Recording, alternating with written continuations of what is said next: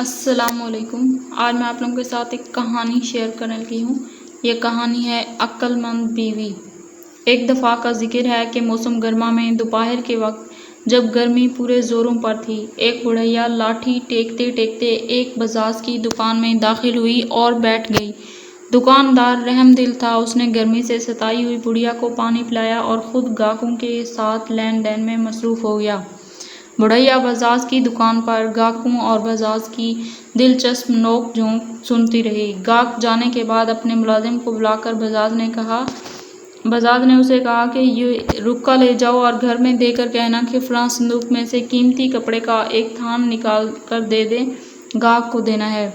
ملازم بزاز سے رکا لے کر گھر کی طرف چل پڑا۔ بڑھیا نے اپنی لاٹھی سنبھالی اور آہستہ آہستہ ملازم کے پیچھے چل دی۔ تھوڑی دور جا کر اس نے ملازم کو روکا اور باتوں ہی باتوں میں بزاز کے گھر کا پتہ پوچھ لیا۔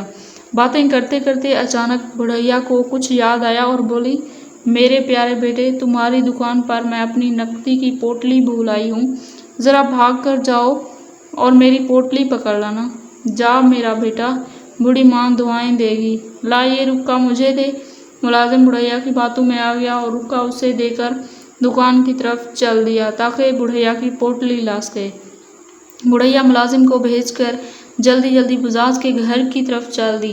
گھر پہنچ کر اس کا دروازہ کھٹکھٹایا۔ بزاز کی بیوی نے دروازہ کھول کر پوچھا، بڑی بی فرمائیں آپ کو کیا کام ہے؟ بڑھیا بولی، بی بی، یہ لو رکا تمہارے خاوند نے بھیجا ہے کہ فلاں صندوق میں قیمتی کپڑے کا جو تھان پڑا ہے وہ نکال کر دے دو، دکان پر ایک گاہک کو دینا ہے۔ بزاز کی بیوی عقل مند تھی، پہلی نظر میں بڑھیا کو بھانپ گئی کہ دال میں ضرور کچھ کالا ہے۔ رکا لے کر بولی، اے بڑھیا، تو نہ جانے کون ہے، میں تجھے تھان ہرگز نہ دوں گی۔